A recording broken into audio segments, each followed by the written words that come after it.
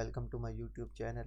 So today our topic is what is order block के order block क्या है और हम इसे किस तरह यूज़ कर सकते हैं। तो ऑर्डर ब्लॉक अपने टॉपिक पर जाने से पहले मैं आपको एक सिंपल सी बात बता दूं कि ऑर्डर ब्लॉक के लिए सिंपल कॉन्सेप्ट ये यूज़ होता है कि अगर एक मार्केट बाय जा रही है, जैसे कि हम कहें कि मार्केट यहाँ से बाय जा रही है जैसे इस तरह, और जब ये अब यहाँ से अगर मैं यानी कि यहाँ से स्ट्रक्चर चेंज करे अपना तो ये जो लास्ट बाय की कैंडल होगी ये हमारा ऑर्डर ब्लॉक होगा। सेम इसी तरह अगर मार्केट सेल आ रही है उसके बाद बाय चली गई है तो जो यानी कि लास्ट सेल की कैंडल होगी वो हमारा ऑर्डर ब्लॉक होगा, या फिर हम इसे इंस्टीट्यूशनल कैंडल कह सकते हैं।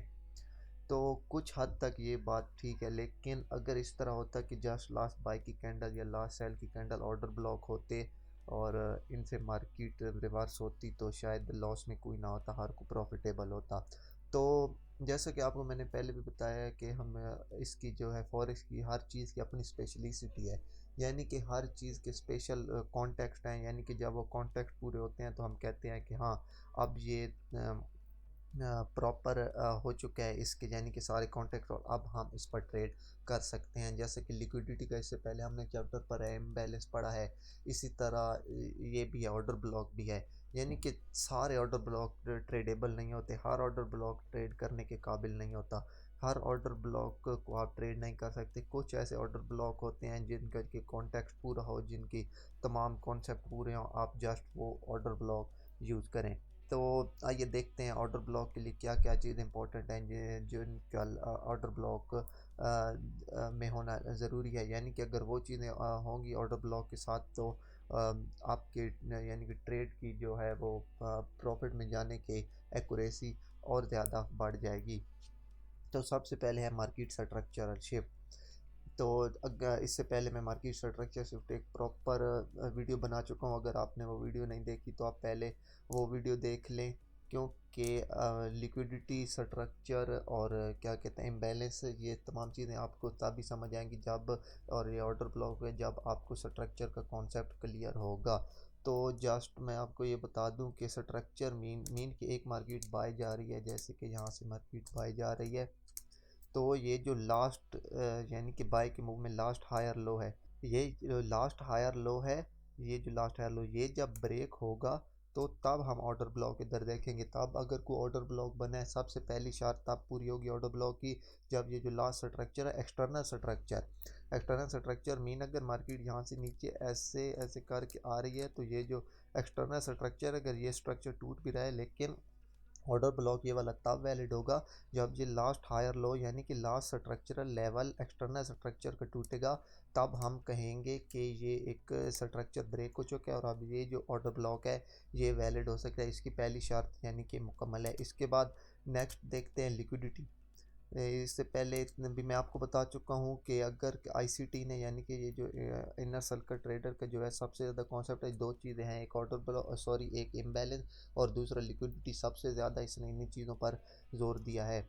मीन कि अगर मार्केट यहाँ से अप जा रही है, यहाँ पे पीछे कोई रेजिस्टेंस है यानी कि हिस्टोरिकल रेजिस्टेंस, अगर मार्केट यहाँ से इसका थोड़ा सा फेक आउट करके फिर स्ट्रक्चर ब्रेक करे, स्ट्रक्चर ब्रेक अभी भी लाजमी है। पहला जो कॉन्सेप्ट है यानी कि पहला जो इसका मैं वो है आप कह सकते हैं कि इसकी इम्पोर्टेंट थिंग है, इम्पोर्टेंट चीज़ है, वो लाजमी है कि पहले स्ट्रक्चर ब्रेक हो, यानी कि अब यहाँ से स्ट्रक्चर ब्रेक हो और दूसरा लिक्विडिटी भी ग्रैब हो।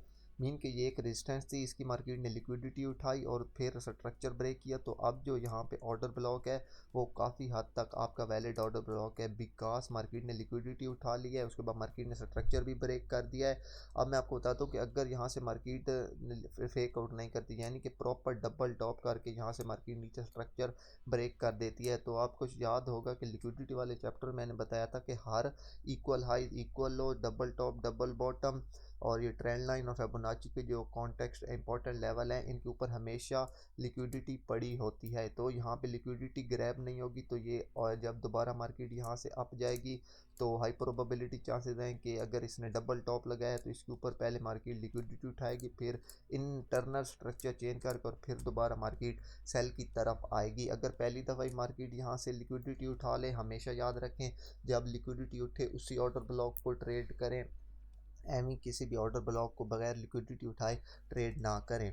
हाँ, एक और सीन हो सकता है कि यहाँ से मार्केट अगर लिक्विडिटी ना है, यहाँ पे मार्केट सेल की तरफ ब्रेक कर जाए और फिर इंटरनल यहाँ पे मार्केट स्ट्रक्चर चेंज करने के बाद कोई इंटरनल लिक्विडिटी उठाए, मीन के ये इंटरनल लास्ट हायर ले और यहाँ से मार्केट अगर नीचे मूव करे और यहाँ पे दोबारा कोई एक ऑर्डर ब्लॉक दे छोटे टाइम फ्रेम में, तो आप इसको ट्रेड कर सकते हैं। अदरवाइज जब तक ये ऊपर वाली लिक्विडिटी ना हट जाए, सॉरी, जब तक ये ऊपर वाली लिक्विडिटी वॉइड ना हो जाए, ऊपर वाली लिक्विडिटी क्लीन ना हो जाए, तब तक आप इस ऑर्डर ब्लॉक को ट्रेड ना करें। इसके बाद चलते हैं तीसरा, इम्बैलेंस। इम्बैलेंस मीन जैसा कि मैं आपको पिछली क्लास में बता चुका हूँ कि इम्बैलेंस फेयर वैल्यू गैप एक ही चीज़ें हैं दोनों, यानी कि मार्केट यहाँ से बाय जा रही है, जब मार्केट यहाँ से नीचे ब्रेक करे तो यहाँ से लॉन्ग कैंडल हो, यानी कि ये जो ये मूव है इसमें एक कैंडल अगर ये सेल की यहाँ पे क्लोज हुई है, दूसरी कैंडल यहाँ पे और तीसरी यहाँ पे, तो जो ये इसकी विक होगी और इसकी विक में काफ़ी इम्बैलेंस हो, ये इम्बैलेंस है, मीन कि ये इसकी विक को टच ना कर पाए, यानी कि जितनी भी कैंडल बने उनमें इम्बैलेंस हो या कम से कम एक कैंडल में इम्बैलेंस होना चाहिए। तो मैंने आपको कहा है जैसे कि 90% ऑफ द टाइम मार्केट अपने इम्बैलेंस को फिल करने जाती है, तो जब मार्केट फिर यहाँ से इस इम्बैलेंस को फिल करने जाएगी, ये इम्बैलेंस भी फिल हो जाएगा, लिक्विडिटी भी आपकी क्लीन हो चुकी होगी, इसके बाद आपके पास एक ऑर्डर ब्लॉक भी होगा, तो इसकी एक्यूरेसी सबसे ज़्यादा होती है। अगर आपको ये तीनों चीज़ें इकट्ठी मिल जाए तो उस ऑर्डर ब्लॉक को आप ज़रूर ट्रेड करें। तो अब देखते हैं यहाँ पे, ये देखें, आपको मैं एग्जांपल दिखाता हूँ, यानी कि एक मार्केट सेल आ रही है, यहाँ पे एक हिस्टोरिकल सपोर्ट है, ये देखें ये जो रेड लाइन है, हिस्टोरिकल सपोर्ट पे आके मार्केट ने ये देखें नीचे थोड़ी सी बेशक क्लोज ना हो मार्केट, बेशक एक पिप भी जो होता है वो भी लिक्विडिटी क्लीन होती है, एक पिप भी नीचे चली जाए तो समझो कि लिक्विडिटी क्लीन हो चुकी है। अब आप यहाँ से बाय सेटअप देख सकते हैं, सबसे पहले लिक्विडिटी क्लीन हो, इसके बाद मार्केट स्ट्रक्चर ब्रेक करे, मीन ये वाला, ये आपके यहाँ से मार्केट सेल आ रही तो ये आपका स्ट्रक्चर, एक्सटर्नल स्ट्रक्चर। हमेशा याद रखें जब आप कोई भी रिवर्सल एक्सपेक्ट करते हैं तो एक्सटर्नल स्ट्रक्चर पर देखा करें, अगर आप स्कैल्प करते हैं यानी कि 5 मिनट 3 मिनट 1 मिनट में, तब आप इंटरनल स्ट्रक्चर भी यूज़ कर सकते हैं, लेकिन वो आप तभी करें जब आपको इस पर काफ़ी ग्रिप हासिल हो जाए, यानी आप बहुत ज़्यादा प्रैक्टिस कर लें।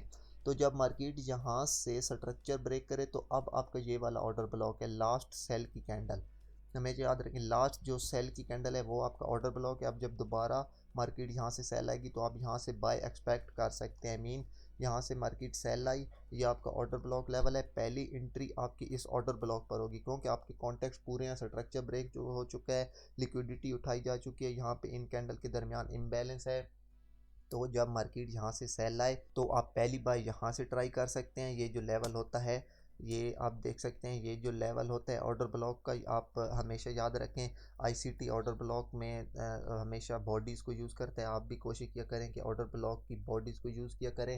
हाँ, अगर इसके साथ, इस बॉडी के साथ पीछे कोई स्ट्रक्चरल लेवल हो, कोई सपोर्ट बिकम रेजिस्टेंस हो, या कोई फेबोनाची कॉन्टेक्स्ट या कोई ऐसी चीज़ हो जो विक के साथ, यानी कि इस जो ऑर्डर ब्लॉक की विक है उसके साथ अलाइन कर रही हो, तो तब आप विक को यूज़ कर सकते हैं। अदरवाइज़ आप सिर्फ बॉडीज़ को ही यूज़ किया करें। मेरी बात ध्यान से फिर से सुन लें, अगर यहाँ पे कोई विक है ऑर्डर ब्लॉक की और उस विक के साथ पीछे कोई पास सपोर्ट बिकम रेजिस्टेंस या कोई फेबोनाची का इंपॉर्टेंट लेवल या फिर कोई important historical weekly monthly level है, तो तब आप विक को यूज़ करें, अदरवाइज़ आप इसकी बॉडीज़ को ही यूज़ किया करें।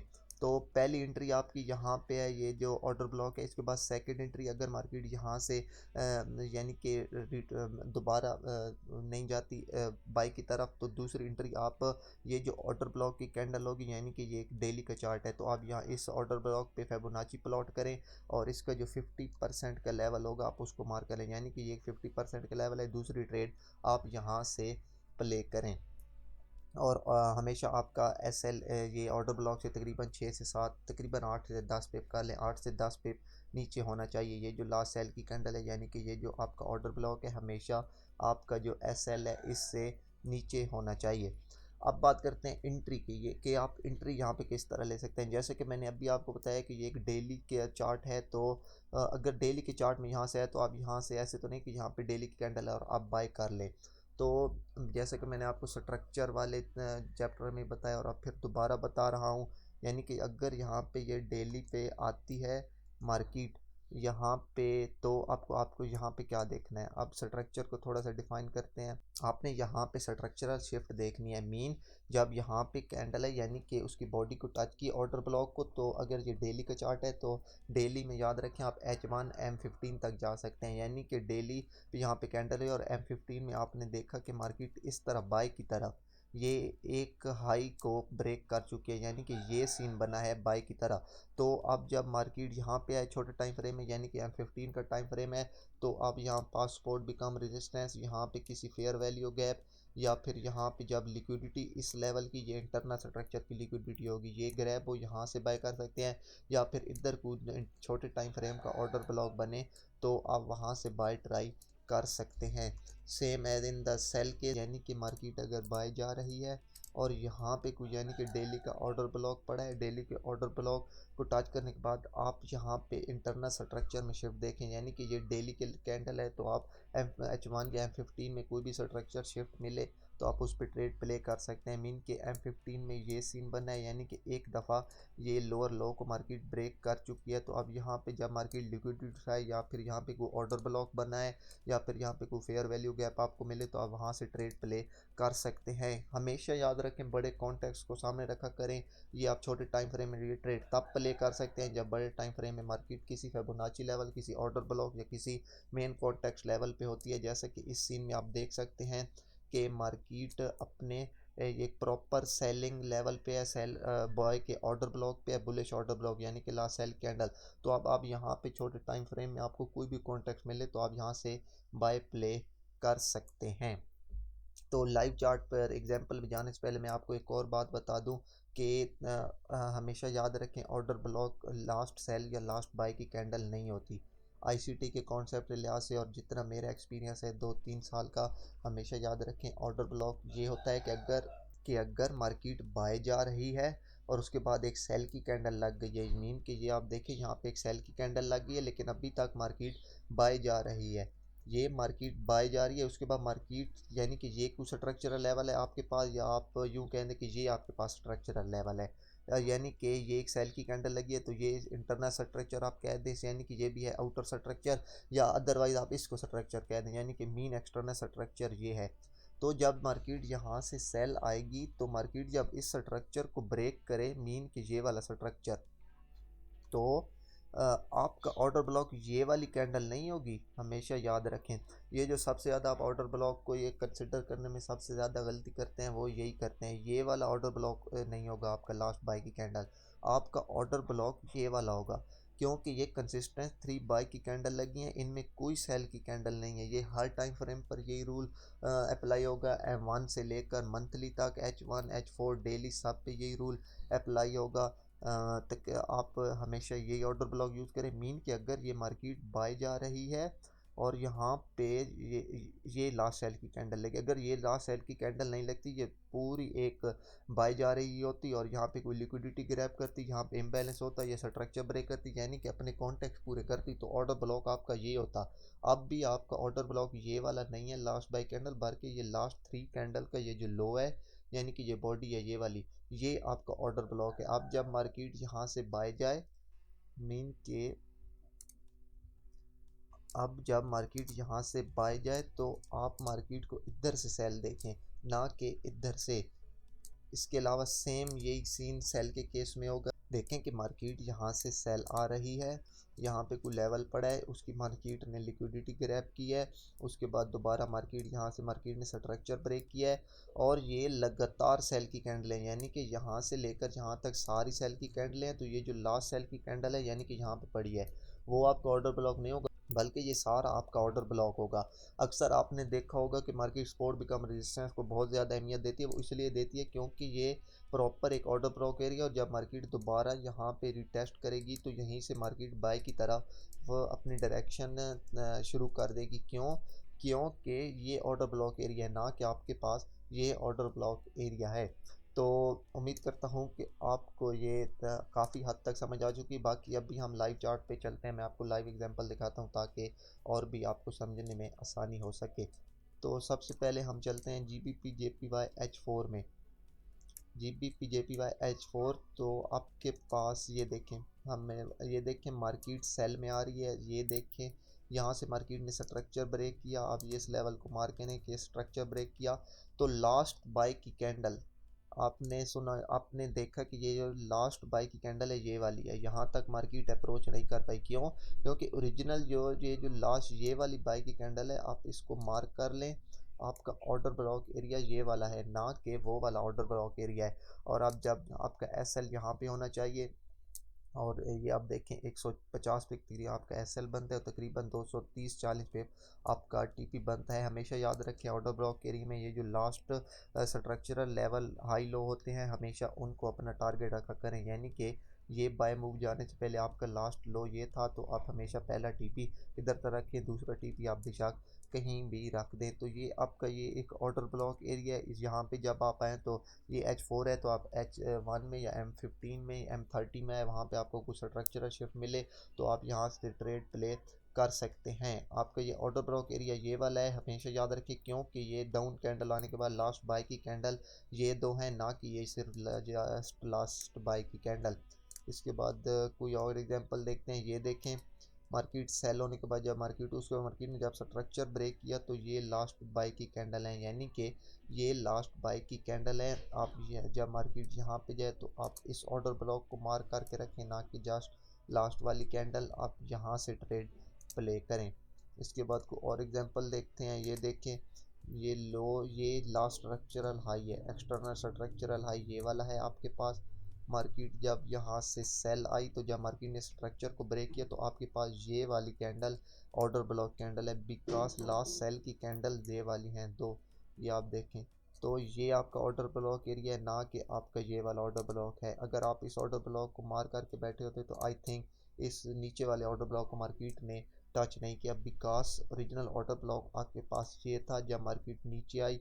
ये देखें मार्केट इंटरनल स्ट्रक्चर बनाती हुई नीचे आई, ना कि एक ही वेव में नीचे आई। आप देख सकते हैं market low, lower high, lower low, lower high, lower low, lower high करती हुई मार्केट नीचे और अपने ऑर्डर ब्लॉक को उसने अप्रोच किया। और आप देख सकते हैं कि ऑर्डर ब्लॉक को अप्रोच करने के बाद मार्केट अपने लास्ट हाई तक गई। इसके बाद कुछ और एग्जांपल देखते हैं। आज चलते हैं यूरो AUD में। ये आप देखें ये लास्ट आपके पास अगर आपको ये स्ट्रक्चर समझ नहीं आ रहा तो आप पहले स्ट्रक्चर की वीडियो देख लें, क्योंकि मार्केट में सबसे ज़्यादा जो इंपॉर्टेंट है किसी भी चीज़ को समझने के लिए, कोई ऑर्डर ब्लॉक, कोई इम्बैलेंस, कोई लिक्विडिटी, स्ट्रक्चर सबसे ज़्यादा इंपॉर्टेंट है। जब तक आपको स्ट्रक्चर समझ नहीं आएगा आपकी कोई भी कॉन्सेप्ट क्लियर नहीं होंगे। तो आप ये देखें कि आपके पास ये लास्ट स्ट्रक्चरल हाई था। जब ये लास्ट स्ट्रक्चरल हाई ब्रेक हुआ तो आपके पास लास्ट सेल की कैंडल कौन सी थी? आपके पास लास्ट सेल का मूव ये था, जिसके बाद ये बाय मूव हुआ और उसने ये क्या आप क्या कह सकते हैं कि ये स्ट्रक्चर ब्रेक किया। तो इंटरनल स्ट्रक्चर में आप देखें जब यहाँ से 1 2 और 3 हुआ तो ये लिक्विडिटी पड़ी थी। यहाँ पे ये ऑर्डर ब्लॉक ने लिक्विडिटी पहले उठाई, उसके बाद स्ट्रक्चर ब्रेक किया, इसके बाद इस और इस कैंडल में प्रॉपर इम्बैलेंस था। तो आप कह सकते हैं कि ये ऑर्डर ब्लॉक आपके पास एक प्रॉपर ऑर्डर ब्लॉक है। ये आप इस एरिया को मार्क करें और यहाँ पे आपको इंटरनल स्ट्रक्चर यानी कि छोटे टाइम फ्रेम में आप यहाँ पे कोई भी स्ट्रक्चर चेंज देख के यहाँ से यानी कि बाय की तरफ कोई भी स्ट्रक्चर चेंज देख के यहाँ से ट्रेड प्ले कर सकते हैं। तो आइए देख लेते हैं एक दो एग्जांपल शॉर्ट टर्म ट्रेंड की, यानी कि कोई भी बड़े टाइम फ्रेम के किसी लेवल पर मार्केट है तो हम यानी कि छोटे टाइम फ्रेम के स्ट्रक्चर चेंज या किसी लिक्विडिटी ग्रैप पर ट्रेड प्ले किस तरह करते हैं। तो चलते, तो ये आपके पास जैसे आप देख सकते हैं GBP/USD का चार्ट ओपन है, तो हम इसको देखते हैं। ये आपके पास H1 का चार्ट है, ठीक है। ये H1 को हम अगर यहाँ से करें एक्सप्लेन तो ये देखें यहाँ पे ये मार्केट ने यहाँ इसकी लिक्विडिटी उठाई, फिर इसके बाद ये इसका स्ट्रक्चरल लेवल है, मार्केट ने इसका ये स्ट्रक्चरल लेवल ब्रेक किया। नंबर 1 बात कि यहाँ पे मार्केट ने लिक्विडिटी उठा ली। Number 2 structure break. नंबर 3 यहाँ पे ये इस कैंडल और इस कैंडल के दरमियान और इस कैंडल और इस कैंडल के दरमियान प्रॉपर इम्बैलेंस है। तो आप एक बात को नोट करें कि जस्ट इम्बैलेंस यहाँ पे इस पूरे मूव में जो लास्ट इम्बैलेंस है वो ये जो आप देख सकते हैं। थोड़ा सा मैं इसको बड़ा करके दिखा दूँ आपको। ये जो आपके पास ये जो लास्ट ये सेल कैंडल और इस कैंडल का हाई, इसमें इम्बैलेंस है। तो आप कोशिश करें कि कोई ऑर्डर ब्लॉक इस, क्योंकि लास्ट इम्बैलेंस ये है, तो तो आप इस ऑर्डर ब्लॉक के पास कोई और कॉन्टेक्स्ट इकट्ठे करें ताकि आपको यहाँ से कोई ट्रेड मिल सके। मीन कि ये ऑर्डर ब्लॉक ये एक लास्ट स्ट्रक्चरल लेवल रेजिस्टेंस है। आप देखें क्योंकि यहाँ से मार्केट सेल होने के बाद दोबारा भाई, तो ये स्ट्रक्चर लेवल का लो है, ये स्ट्रक्चर लेवल का हाई है। तो आप इस ये जो ऑर्डर ब्लॉक है लास्ट इस ऑर्डर ब्लॉक की विक को ले सकते हैं, क्योंकि मैंने आपको बताया था साथ को और कॉन्टेक्स्ट हो, जैसे कि इस ऑर्डर ब्लॉक के साथ ये लास्ट स्ट्रक्चरल हाई है, इसके अलावा ये इम्बैलेंस इसी ऑर्डर ब्लॉक के साथ है। तो आप इस ऑर्डर ब्लॉक की विक को कंसिडर कर सकते हैं as a proper order block. तो अब ये लेवल है, ये H1 का चार्ट है। तो अब ये लेवल है, इस लेवल को हम M15 या M5 में आके देखते हैं कि आपको यहाँ पे कोई ट्रेड मिलती है छोटे टाइम फ्रेम में या नहीं। तो सबसे पहले चलते हैं M15 में। तो M15 में आप देखें, M15 में ये आपके पास एक ये लाइन, आप ये जो रेड लाइन देख रहे हैं, ये प्रॉपर उस ऑर्डर ब्लॉक पे लगी हुई। तो M15 में आप देखें, यहाँ से आप देखें ये मार्केट ने एक लो लगाया। मैं इसको थोड़ा सा बड़ा कर देता हूँ ताकि आपको समझने में आसानी हो। ये मार्केट ने ये समझो कि M15 का ये एक्सटर्नल स्ट्रक्चर ये वाला लो है। जब मार्केट ने ये वाला लो ब्रेक किया, उसके बाद ये एक्सटर्नल स्ट्रक्चर में आप देखें इंटरनल सॉरी ये लो हाई, ये लोअर लो, और जब ये देखें इंटरनल स्ट्रक्चर में यहाँ पर आपके पास प्रॉपर इम्बैलेंस है इस कैंडल और ये आप देखें इस कैंडल और इस कैंडल के दरमियान। ये देखें मार्केट ने यहाँ से ये इम्बैलेंस को फिल किया, दूसरा स्ट्रक्चरल भी ब्रेक है। जब दोबारा मार्केट ऊपर गई तो जैसा कि मैंने आपको बताया कि लास्ट बाई की कैंडल बिफोर सेल मूव, तो ये आपके पास लास्ट बाई कैंडल है। तो ये आपका एक स्ट्रक्चरल यानी केस पॉइंट था, यानी कि आपका ये ऑर्डर ब्लॉक था। अगर डेली का ऑर्डर ब्लॉक हो तो आप H1 M30 तक आएँ। अगर H4 का ऑर्डर ब्लॉक हो तो M15 या H1 तक आप आ सकते हैं। इसके अलावा H1 का अगर ऑर्डर ब्लॉक हो तो आप उसको M15 M5 या M3 पर भी आके स्ट्रक्चरल चेंज पर ट्रेड प्ले कर सकते हैं। तो कोई और चार्ट पर कोई और एग्जांपल देख लेते हैं। मैं प्ले करता हूँ यूरो GBP। तो ये आपके पास चार्ट ओपन है यूरो GBP का। तो आइए देखते हैं यूरो GBP पर कोई एग्जांपल। ये स्ट्रक्चरल ब्रेक, हाँ ये आप देखें कि ये एक्सटर्नल स्ट्रक्चर ये है आपके पास, ठीक हो गया। आप इसको एक्सटर्नल स्ट्रक्चर को मार्क करें। जब मार्केट ने ये ब्रेक किया तो यहाँ से ये आप मार्केट को देखें ना, ये मार्केट 1 2 और 3 करते हुए गई, यानी कि 1 2 3 जो 2 होता है वो आपके पास ऑर्डर ब्लॉक एरिया होता है। तो आपके पास अभी ऑर्डर ब्लॉक एरिया ये वाला, ये 1 और 2 ये दो कैंडल आपके पास ऑर्डर ब्लॉक हैं। तो आप इसको मार्क कर लें, मीन कि ये आपके पास ये ऑर्डर ब्लॉक एरिया है। उसके बाद ये क्योंकि पहला मूव ये है मार्केट का, उसके बाद मार्केट ने भाई स्ट्रक्चर ब्रेक किया और मार्केट अप गई। तो अब जब इस ऑर्डर ब्लॉक को मार्केट टच करे, जैसे कि आप देख सकते हैं यहाँ पे मार्केट ने टच किया और मार्केट बाइक की तरफ गई। तो अब इस जगह को आप मार्क कर लें और आप छोटे टाइम फ्रेम पर हैं, यानी कि M15 या M5 में आके यहाँ पे देखें कि आपको कुछ स्ट्रक्चरल चेंज स्ट्रक्चरल शिफ्ट मिलता है या नहीं। तो चलते हैं सबसे पहले M15 पर। तो M15 पर आप देखें ये लेवल है जो हमने अभी मार्क किया है। यहाँ पे देखते हैं कि कुछ स्ट्रक्चरल शिफ्ट मिलता है या नहीं। अगर M15 पर आपको स्ट्रक्चरल शिफ्ट नहीं मिलता तो आप इसको M5 पर भी देख सकते हैं। तो पहले टच यहाँ पे किया मार्केट ने, ये देखें से, लेकिन ये प्रॉपर एक मूव दिया, यानी कि इसमें कोई स्ट्रक्चरल शिफ्ट नहीं है। जब दूसरी दफ़ा मार्केट ने इसको यहाँ पे टच किया तो ना ही इसमें कोई इम्बैलेंस नज़र आ रहा है ना ही कुछ। तो इसको चलते हैं लेकर M5 पे। तो M5 पे चलते हैं। तो ये आपके पास M5 का चार्ट ओपन है। तो M5 पे आप इसको यहाँ पे देखें, यानी कि ये H1 का ऑर्डर ब्लॉक है। मैं फिर से कह रहा हूँ और मैं ये बात तकरीबन 5 से 6 दफ़ा दोहरा चुका हूँ, फिर दोबारा कह रहा हूँ, हमेशा छोटे टाइम फ्रेम को तब इतना आप एनालाइज करें जब बड़े टाइम फ्रेम किसी यानी कि H1 H4 या डेली में किसी स्ट्रक्चर इंपॉर्टेंट लेवल या किसी ऑर्डर ब्लॉक पर मार्केट हो। जैसा कि हमें अभी पता है कि ट्रेंड भी बाइक है और मार्केट H1 के ऑर्डर ब्लॉक पर है, तभी हम M5 में इसको एनालाइज कर रहे हैं। अब जब यहाँ पे मार्केट आई, ये सेकंड टच है, पहले टच में उसमें कोई कॉन्टेक्ट नहीं दिया। जब मार्केट दोबारा यहाँ पे आई यानी कि सेकंड टच पे, तो जब मार्केट यहाँ से बाय गई, अब मार्केट को देखें तो मार्केट बाय गई, तो इस कैंडल और इस कैंडल के दरमियान ये देखें इस वीक और इसकी वीक के दरमियान काफ़ी इम्बैलेंस है। तो एक तो ये मार्केट में इम्बैलेंस आ गया, दूसरा ये देखिए इंटरनल स्ट्रक्चर आप देख रहे हैं। तो आप जब यहाँ से देखें, जब मार्केट यहाँ से हाई लगाने के बाद जब मार्केट ने पहला लो लगाया तो यहाँ पे आपके पास लिक्विडिटी पड़ी है, मीन के इसने लिक्विडिटी ग्रैब कर ली, दूसरा इसने इम्बैलेंस भी दिया, तीसरा ये इसके हाई तक नहीं जा सकी। मीन कि अब यहाँ पे अलॉट ऑफ लिक्विडिटी पड़ी है क्योंकि ऊपर इक्वल हाई बन गया है। पहले भी मैंने आपको बताया लिक्विडिटी के चैप्टर में, जहाँ पर भी इक्वल हाई इक्वल लो हो वहाँ पे लिक्विडिटी पड़ी होती है और मार्केट को उसको क्लीन करने ज़रूर जाती है। मार्केट ने पहले सेल साइड की लिक्विडिटी क्लीन की, यानी यहाँ के फिर दोबारा इक्वल हाई लगा के दोबारा नीचे आई। ये देखें यहाँ पे फिर लिक्विडिटी पड़ी थी, ये जो लास्ट लेवल है क्योंकि लो आप देखें ये है, मार्केट दोबारा नीचे आई।